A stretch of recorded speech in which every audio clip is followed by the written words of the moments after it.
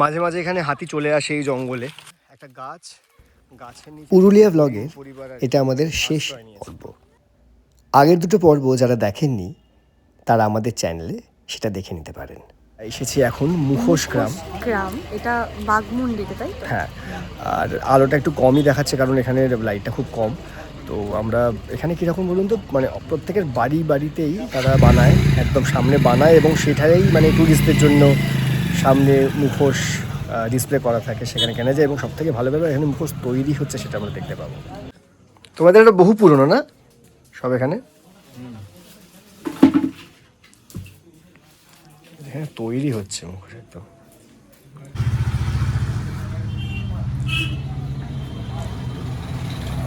এইগুলো সব মানে সব আপনার হাতে বানানো? হ্যাঁ, আমার হাতে বানানো। আপনার নাম কি? আমার নাম রুবি রয়।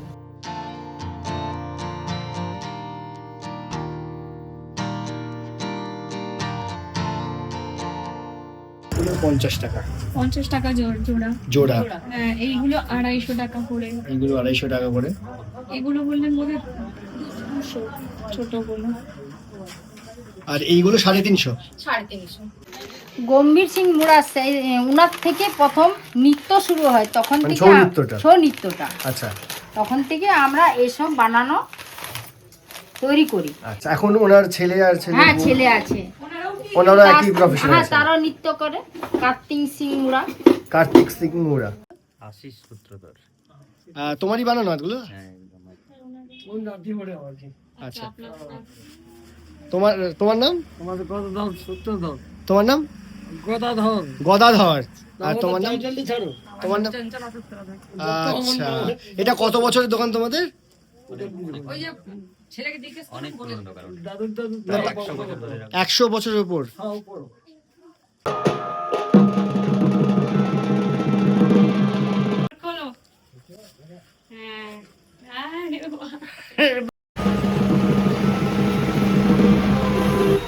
এখন মানে আমাদের রিসোর্টের রাস্তাটায় যাচ্ছি, রাত্রিবেলা কিরকম দেখতে লাগে একবার দেখুন। ফিরছি আর কি আমরা রিসোর্টটাতে। আর এই যে আলোটা দেখা যাচ্ছে এটা কিন্তু বেসিক্যালি গাড়ির হেডলাইটের লাইট, আর কোনো লাইট এখানে নেই।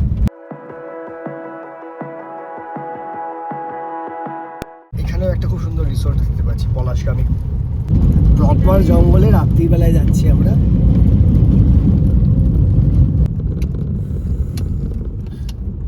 এইটা হচ্ছে অ্যাকচুয়াল অ্যাম্বিয়েন্স, এটা যেখানে আমরা যাচ্ছি। রাত্রিবেলা আমাদের রিসোর্টে ঢোকারটাও একবার দেখিয়ে দিলাম এই ফাঁকে। আমরা আগের দিন সকালবেলা ঢুকছিলাম, এটা আমরা রাত্রিবেলা ঢুকছি।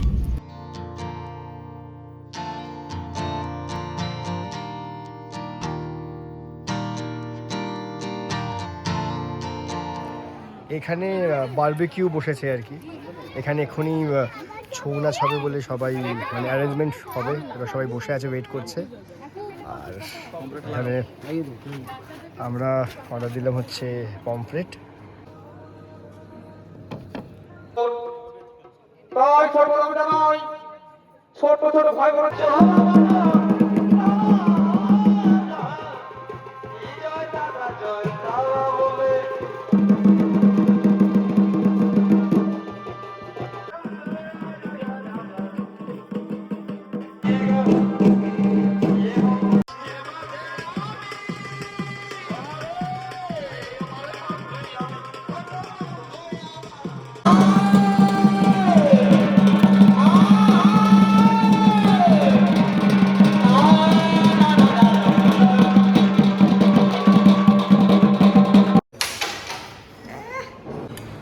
রাতের ডিনার এসে গেছে।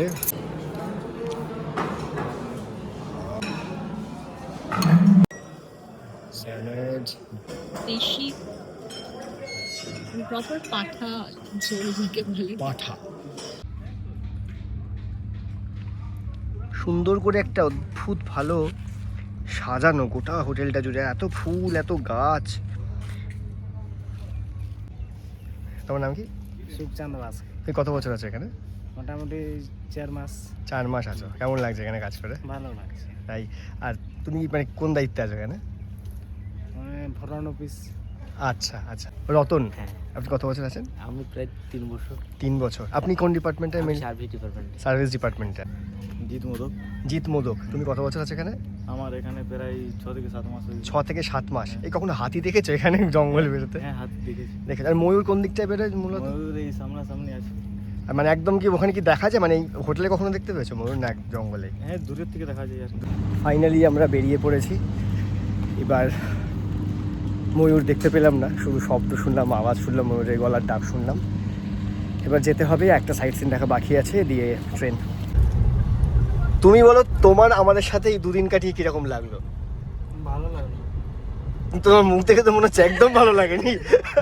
আমরা খুব দেরি করে করে বেরিয়েছি, এইটাই একটা বাজে ব্যাপার। না না, এমন কিছু ব্যাপার নেই, আর ওটা হতেই পারে। কিন্তু দাদা খুব ভালো করে ঘুরিয়েছে আমাদের কালকে সব কিছুতে।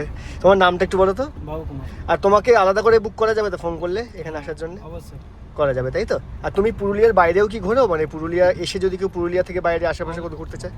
অল ওভার ইন্ডিয়া তাই বলো। আরে বাপরে। আমরা মেন রোড থেকে বাঁদিকে একটা রাস্তায় ঢুকলাম, এই রাস্তাটা পাখি পাহাড়ের দিকে যায়। এই বাঁদিকে হচ্ছে পাখি পাহাড়, আমরা আরো কাছে চলে এসেছি।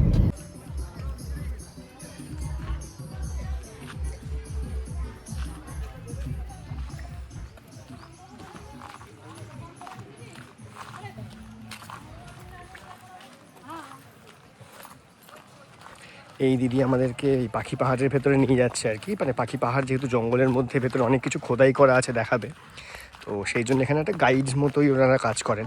আমার নাম নিয়তি রানী মাহাতো। নিয়তি রানী মাধব মাহাতো। আচ্ছা, তুমি মানে কি একদম প্রপার এখানে এটারই কাজটা করো, ট্যুর গাইড? হ্যাঁ, ট্যুর গাইড করি, মানে আমরা এখানটায়, অন্য জায়গায় যাই না। এখানে আরো কতজন কাজ করে? 41 জন।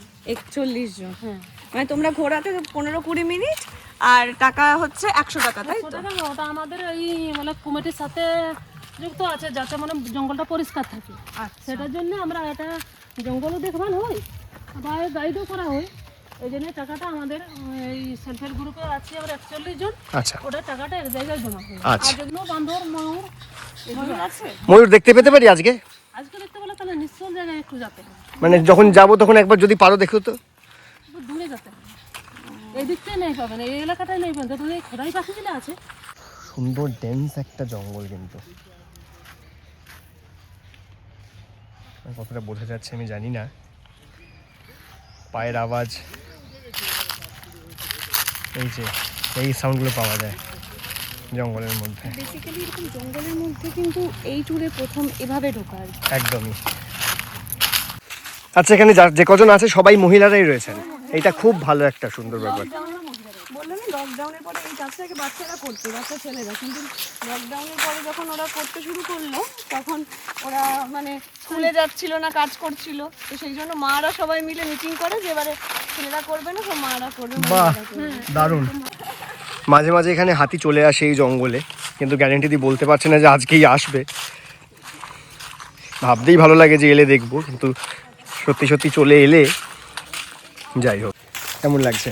ভীষণ ভালো, মানে এটা মিস না করছি। হ্যাঁ, পাখি পাহাড়টা কিন্তু একটু দেখে নেবেন অবশ্য করেই। মানে জঙ্গলের মধ্যে দিয়ে হেঁটে হেঁটে যাওয়া, পাখি, তারপর অনেকগুলো মানে খুব পিকচার পারফেক্ট একটা জায়গা। যে এরকম কচ্ছপ খোদাই করা একটা পাথরের ওপরে। কি ভদ্রলোকের নামটা বললেন দিদি?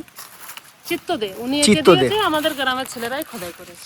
মানে চিত্ত দিয়ে এঁকে দিয়েছেন, আর এই গ্রামের ছেলেরা এটার উপরে খোদাইটা করেছে আর কি। একটা গাছের নিচে 3টে হরিণ পরিবার আর কি আশ্রয় নিয়েছে। ক্যামেরা দিয়ে এটা বোঝাটা খুব মুশকিল। আর এদিকে বাবারা দাঁড়িয়ে আছে। আমরা তো এদিক দিয়ে এলাম, মানে আরও ভেতরে ঢুকছি। উনি বলছেন যে এইটার ভেতর দিকটাতে আরেকটু গভীরে গেলে ওখানে ময়ূর পাওয়া যাবে দেখতে। কিন্তু বিষয়টা হচ্ছে আমরা এত চেঁচামেচি করি লোকজন এখানে এসে, পিকনিক বানিয়ে ফেলি, তো ওরা ভয়েতে আর বেরোয় না আর কি। সাপের চোখ আঁকা। এটা কাঠবিড়ালি।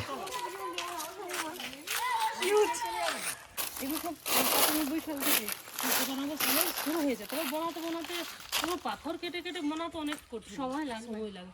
আর রোদের দিনে কাজ হয় না। তিমি মাছের মুখ। আর ওই যে ওইখানে একটা হাতির বাচ্চা খোদাই করা। হ্যাঁ, ওই যে ছোট উপরে না। হ্যাঁ,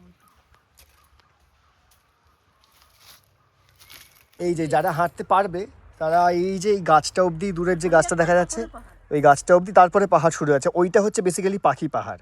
আর এরা যে খোদাই করেছে এটা কিন্তু পাখি পাহাড়ের নিচে বেসটাতে। তো যারা যেতে পারবেন তারা ওই যে গাছটা দেখা যাচ্ছে ওই গাছটা অবধি যেতে পারেন উঠে। আমরা যাচ্ছি, গিয়ে দেখাচ্ছি ওখান থেকে। এই যে খুব স্ল্যান্টিং জায়গাগুলো, গ্রিপগুলো প্রপার হলে তবেই যেতে পারবেন। খুব পাথরে পাথরে আর কি জায়গাগুলো। এই যে পুরো পাথর দিয়ে উপরে উঠে গেছে। কনফিডেন্স বেড়ে গেছে। এরকম পামশু কাইন্ড অফ জুতো হলে খুব সুবিধা। আমরা ওইখানটায় ছিলাম, মানে উনি ওখানে দাঁড়িয়ে আছেন। ওইখান থেকে এতটা অবধি তারাই উঠবেন যারা উঠতে পারবেন, কারণ প্রচুর বোল্ডার, মানে বোল্ডার না, পাথর বড় বড়। আর এখান থেকে শুরু হচ্ছে যে পাখি পাহাড়। আমার এই ট্রিপটাতে এসে যেটা মনে হলো যে পাহাড় না কনফিডেন্স লেভেলটা অনেকটা বাড়ায়। মানে ধরুন কোনো একটা অসুস্থতা হলো সাডেন, মানে আমাদের মতো মানুষদের জন্য বলছি, পায়ে ব্যথা, কোমরে ব্যথা, যেগুলোর জন্য হয়তো অনেকটা রেস্ট্রিকশনস হয়ে গেল, তার জন্য কনফিডেন্স লেভেলটা ড্রপ করে গেল। আমরা অনেক কিছুই করি না, হয়তো পারবো এমন অনেক জিনিসও মনে হয় না, শরীরটা খারাপ হবে। কিন্তু এই পাহাড়ে এসে যখন এই কালকে যেমন বামনি ফলসে নামা হলো এই পাথর দিয়ে, চড়াই উতরাই যেটা আর কি। উতরাই, তো পাহাড় অনেক শক্ত করে, মানে একটা ভুল স্টেপও নেবে না, তুমি সোজা গড়িয়ে যাবে। আমরা মানে পাহাড় কেন, আমার মনে হয় সমুদ্র, মানে প্রকৃতির কোনো জিনিসই তোমার ভুল ভুল স্টেপ স্টেপটা accept বরদাস্ত করে না। করবে না।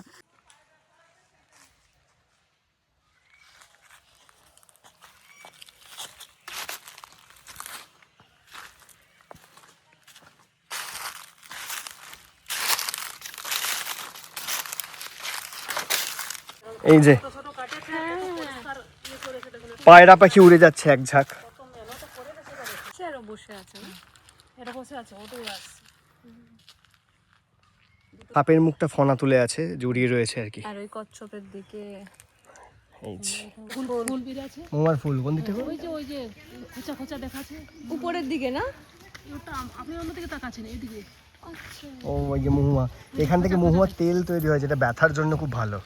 এখানে পাওয়া যায় 100 টাকা করে না? হ্যাঁ 100 টাকা, 200 টাকা বড়গুলা, আর ছোটগুলো 100 টাকা। মানে যে কোনো ব্যথার জন্য নাকি খুব ভালো বলছে আর কি। ফুলটা থেকে ফল হয়, আর ফলটা থেকে বীজ হয়, বীজের থেকে ডালটা বের করা হয়। এই ডালটা থেকে আমরা ঢেকিয়ে কুটে গুঁড়ো করি, এলিমনে হারিয়ে জল ফুটতে দিই, ওর উপরে ছোটো বাসায় জড়িয়ে সিদ্ধ হতে দিয়ে, আর ওটা আমরা মুড়ির বড়া ঢেলে দিয়ে বলের মতন বাঁধে, কাঠের জাঁত আছে ওটার মধ্যে আমরা চিপে তেলটা বের করি। এটাই হচ্ছে মৌহাত, মানে আমরা এখানে গ্রামীণ ভাষায় বলি কোচড়া তেল, আপনারা তো বুঝতে পারেন না, তার জন্য বলা হয় মৌহাত তেল। আচ্ছা, এগুলো 100 টাকা করে না? হ্যাঁ, আমরা 20 টাকা 10 টাকা দিয়ে শিশিলা কিনে দিই, এর ভরে বিক্রি করি। একটা জায়গায় বলেছিলাম যে শিব মন্দির আছে, দেখে যাব। ফেরার সময় ওই জন্য শিব মন্দিরটা দর্শন করে যাচ্ছি। এখানে শিব ঠাকুরটা নাকি প্রতিদিন মাটি থেকে উপরে উঠে আসছেন শিব বাবা।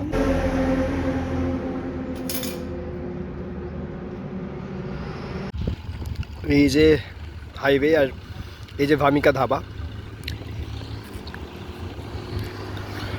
আমরা ওই দিক দিয়ে আসছিলাম, এসে এখানে ভামিকা ধাবায় খেয়ে এবার এদিকে যাবো স্টেশনের দিকে। আমরা এসে গেছি পুরুলিয়া স্টেশনে।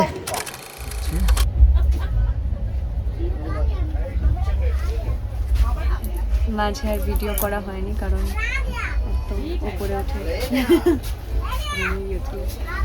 তো যাই হোক, এখন কিছু খেতে হবে, হাওড়ায় নেবে, তারপর বাড়ি যেতে হবে।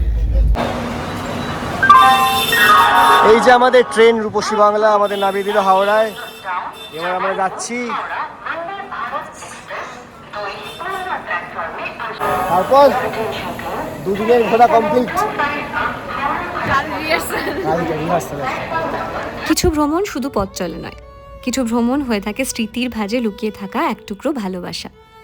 এই দুদিনের পুরুলিয়া সফর, অযোধ্যা পাহাড়ে নীরবতা, হাওয়ায় ভেসে আসা পাখির ডাক, আর আমাদের একসাথে কাটানো অসংখ্য ছোট ছোট মুহূর্ত। প্রথম বিবাহবার্ষিকীর এই সফরটা যেন আমাদের জীবনের এক সুন্দর অধ্যায় হয়ে রইল।